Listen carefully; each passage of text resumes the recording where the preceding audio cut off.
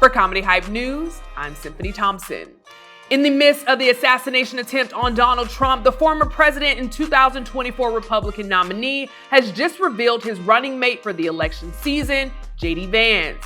Now, the announcement comes after several other politicians like Tim Scott and Vivek Ramaswamy campaigned for the vice president job, tap dancing for Trump in the Republican Party, only to be denied the position in favor of a white man. One user on social media would tweet, "It's pretty effing hilarious to me that Tim Scott fully debased himself as a prop for Trump, only to be left way off Trump's shortlist for VP. Congrats, Tim, you played yourself." Another user would write, "All that tap dancing for VP trying to impress the white man didn't get you anywhere, did it? We noticed." Now, if you all remember, Paul Mooney had a famous saying that applies to this exact situation. If Mooney were still with us today, he would say those politicians of color, referring to Scott and Ramaswamy, got their wake-up call. Today, we have our very own Comedy Hype analyst, Lab Love, and Marvin Hunter on the show to talk about it. Now, before we dive into the conversation, let's talk about the definition of a wake-up call. I'm pretty sure both of y'all are familiar with this, but for our audience, so it describes an incident where a person of color forgets that they are of color and are reminded rather brutally by an unexpected act of racism. So, Marvin, you haven't been here all week, so I'm going to start with you first. When you saw this announcement and just everything with Tim Scott and Ramaswamy, what are your thoughts and reactions to it? It warmed my heart. It warmed my heart because I love to see people like that get the wake-up call. You know what I'm saying? Because he was doing too much. Yeah. He was doing way too much. Them folks ain't never mess with you like that. You weren't gonna never get it. First of all, your mom got a second story in it. You know, you got upstairs, and it's like they were doing way too much. You thought that you was doing right by Massa or whatever, and then Massa showed you that Yeah, you are what you are. Yeah. Lab, what are your thoughts on it? I giggle because it's like, I don't know how it's a surprise. Nothing that this dude has done lets you or would make you think that he's with minorities. Again, he put in place hundreds of judges, not one of color. Not one. One of Trump's biggest supporters looked Rami right in the face and said, "I would never vote for you because you're Indian."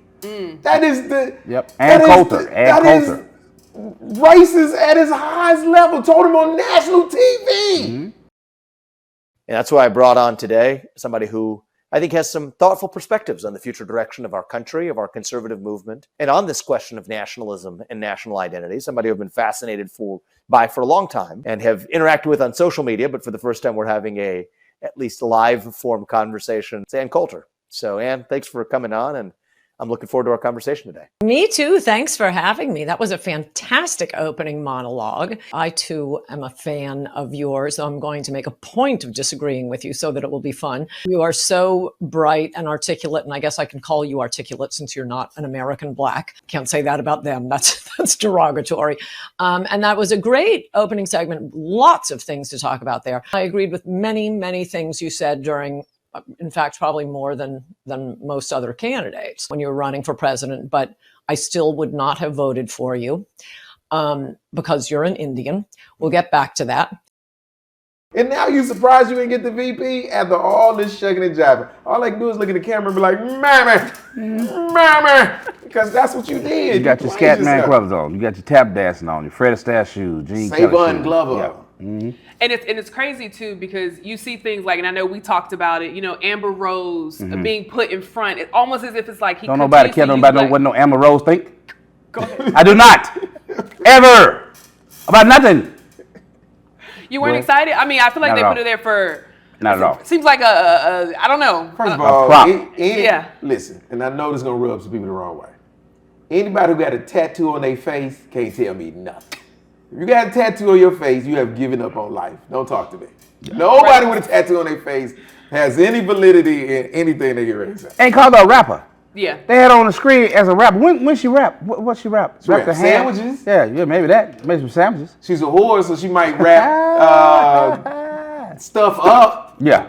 But that's about it. I was very surprised. But it just goes to show, like, he continues to use, like, black people just for, what he wants to hopefully get the vote and things like that. But anywho, there comes this conversation of tap dancing, right? And you see it obviously here, but that also happens in corporate and day to day. So I'm gonna bring it, just to a level of where, we are. Marvin, I'll start with you. Have you ever seen or yourself tap danced for a position and it didn't work out well? I was in the military 20 years, so yeah, I've seen it a lot. You know what I'm saying? I remember toward the end of my career, I had the opportunity to make chief, and I had my one shot, LPO, supervisor at sea or whatever.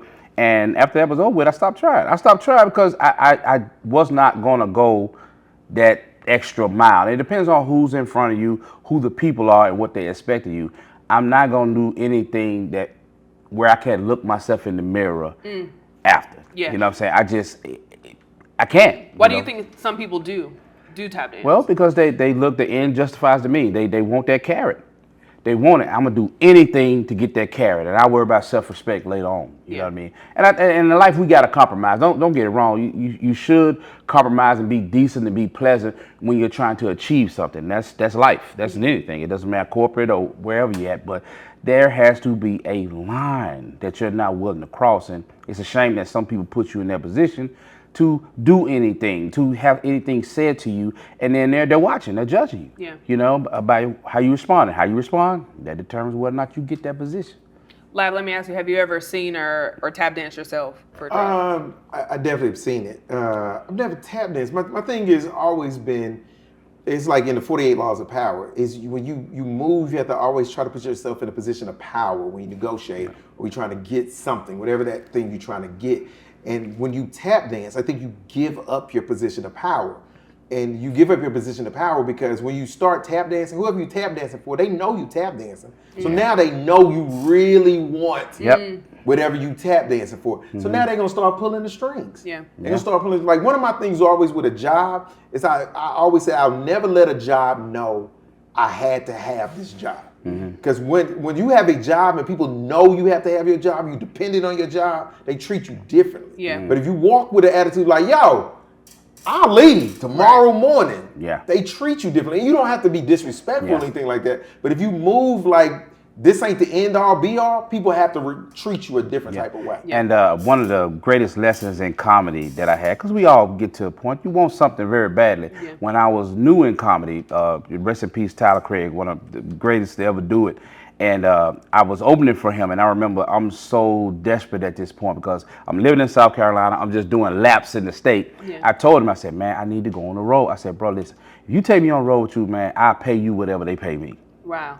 He pulled me to the side. He said, he used a word. He said, don't you ever say no stupid crap like that again, because somebody gonna take you up on it. But I'm young, I'm new in the game, I'm hungry, I'm feeling like it ain't going nowhere. He said, man, you funny. Wow. Just keep doing what you're doing. It's gonna come. Yeah. So I know how that feel. You want it so bad, you know what I'm saying? But you need somebody there to check you too. Yeah. Okay, so let me ask you this then. So is it really tap dancing if the ends do justify the means? For example, if playing the game, because some people call it playing the game, if playing the game gets you this major opportunity, like you played the game, like if Tim Scott had have actually gotten the VP nomination, did it justify it?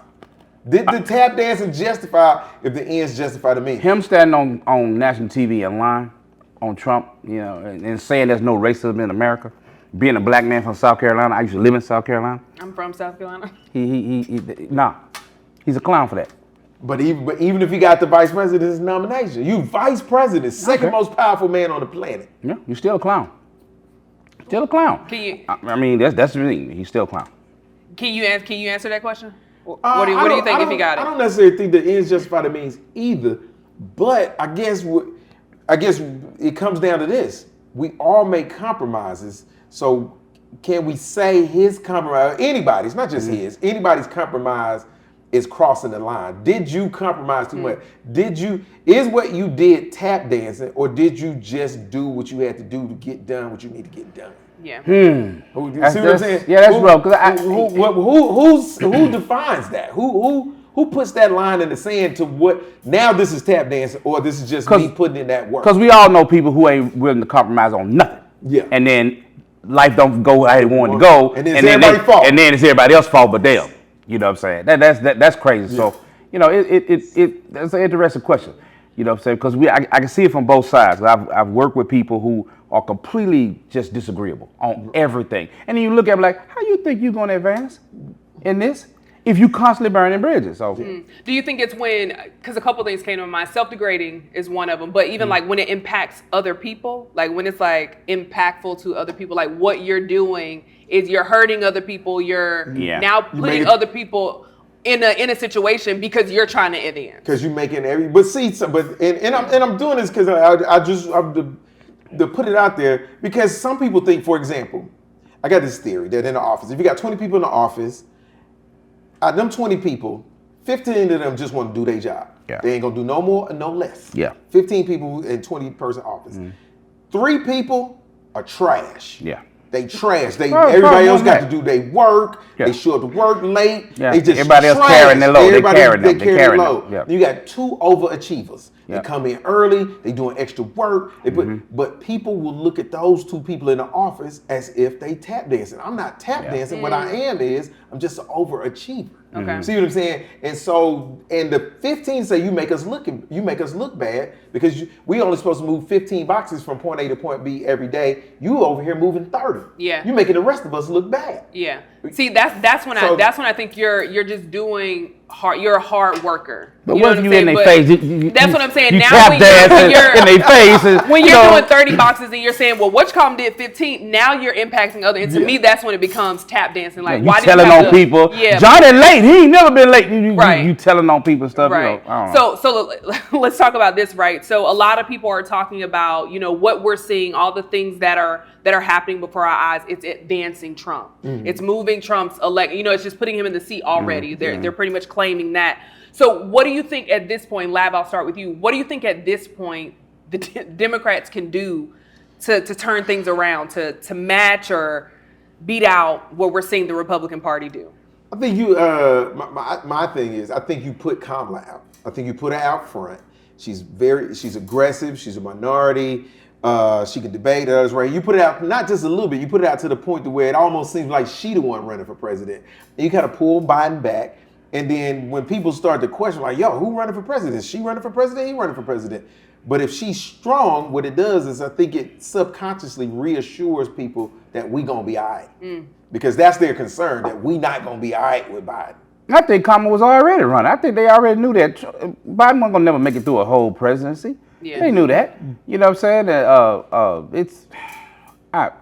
I don't know, man. Can they do anything? I don't think so. I think stay the course because you paint yourself in the corner. You put that old ass dude up there. You knew he was old. You knew he was fumbling. You did that. Y'all did that. So now you ran your bathwater. You got a baby in it. You made your bed. You got to lie in it. It's simple as that. Run him. You got to run him. You have to. What are your thoughts about the people that are calling for Biden to step down? Because my thoughts were the same thing. Like, y'all had to know he was this bad before y'all start putting him in the public eye. But now that he's in the public eye, y'all are saying like, oh, I think you need to step down. What are your thoughts about? I think that's peculiar. Why? Some of the people who are doing it, why are you just so scared that Kamala's gonna get it? Is this about Kamala? Because it doesn't make any sense. George Clooney, you just had the fundraiser for him. He fumbled. You mean he wasn't fumbling in when y'all was in there talking? Get the hell out of here. Yeah. He fumbled. Now you want to take out an ad? Get out of here, man. Yeah. Y'all just think, I think they scared of Kamala. Yeah. Yeah, because I definitely don't think you could take him out. Because my thing is taking him out.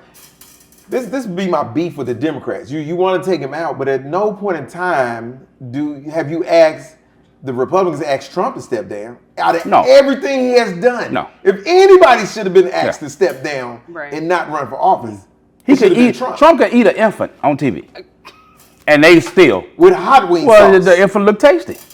It looked With hot tasty. wings sauce. Yeah. All flats.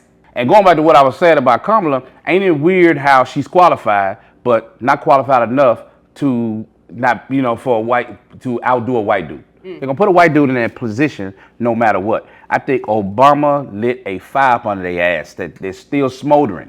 They cannot get past it. They were even blaming Obama for the assassination attempt. You know what I'm saying? We in a weird place. I think racism has a part to play and sexism. Just like Hillary, they wasn't gonna allow a woman to be the president of the United States. This country is a shit show. Yeah. It really is, man. And I know yesterday when we were off camera, you talked a little bit about Hillary too, about her being qualified and things like that. Probably in the last 25, 30 years, Hillary has probably been the most qualified person to ever run for president. She's probably more qualified than her husband was at the time he ran for president. Yep.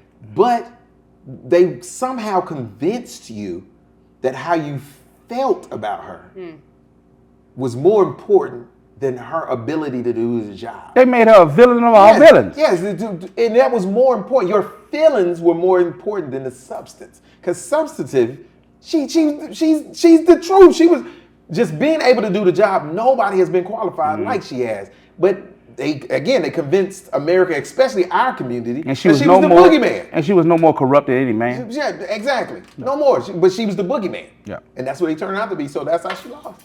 Now, Marvin, like I said, you haven't been on the show all week, and we've been talking about just the different developments and things that are happening. I'm interested to know, when you saw the attempted assassination of Donald Trump, what were your thoughts? What did you? Because obviously, we've had questions. He's changed his percentage. He was 50-50 at first, and then now he's 70-30.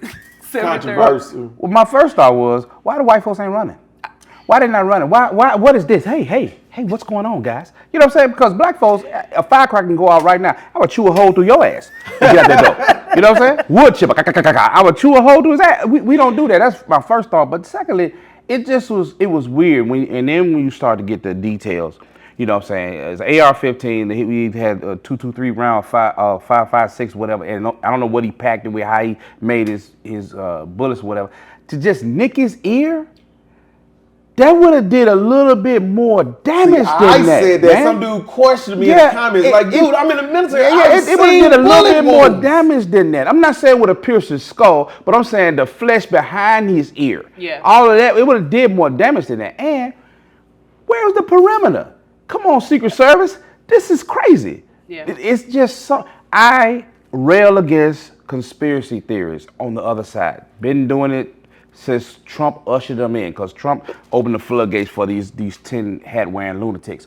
So I can't jump into the conspiracy chalet in the pool head first on this either. But It's odd. Yeah. This is odd. Something is not right. See, same thing I said. Same thing. Yeah. It just raises a lot of questions. Yeah. It's just like, whether you think it was staged, whether you think there's some type of conspiracy, you can't deny the facts. It's just questionable. It's weird. It's questionable. Let me ask this. Let me come, and I'll come to you, because I didn't ask this all week.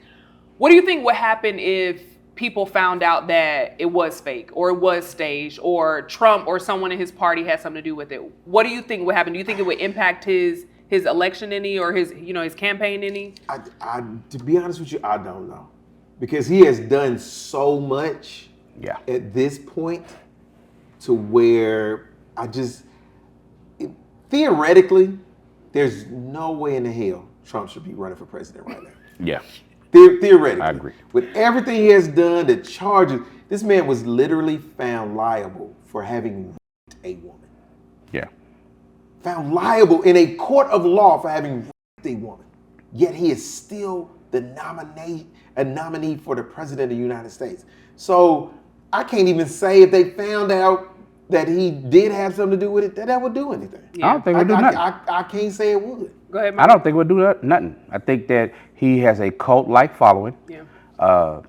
And that's it. Them people are gone. I'm a documentary junkie. Yeah. So I love watching stuff about cults. I love, in another life, if I was a little bit smarter, I might be a psychologist. What makes people tick? People are weirdos. They can be weirdos, man, when they latch in on something, and a lot of them, they have latched in on Trump. Yep. And he is the Lord and Savior.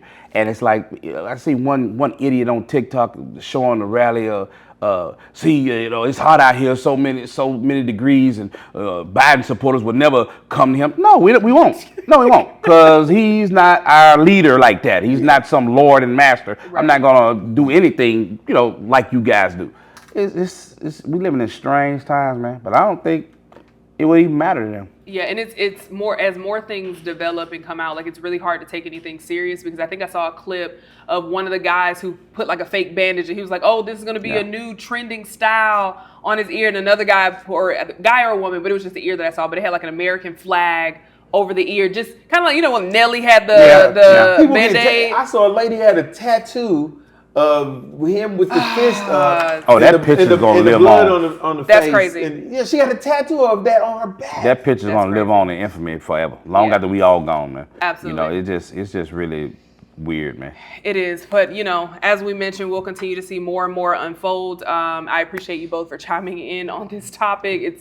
It's crazy times. I don't know. I'm just praying for our country. I'm praying for our nation because literally, and I talk to people that are living in other places, and we're living a laughing. We're literally a We laughing are. stock right We now. are a laughing stock. It is. We've been a laughing stock for a while. Yeah, You know what I'm saying? we have. So I'm definitely praying for our country, and thank you both for chiming in on this topic. Now, before I let you go to end on good notes, Marvin, I'm starting with you because you haven't been here all week. So what have you been up to? How can people follow you, and what do you have coming up that people Follow can me support? at comedian Marvin H1 on Instagram and the same on TikTok, comedian Marvin H1, and have a new special out on Tubi.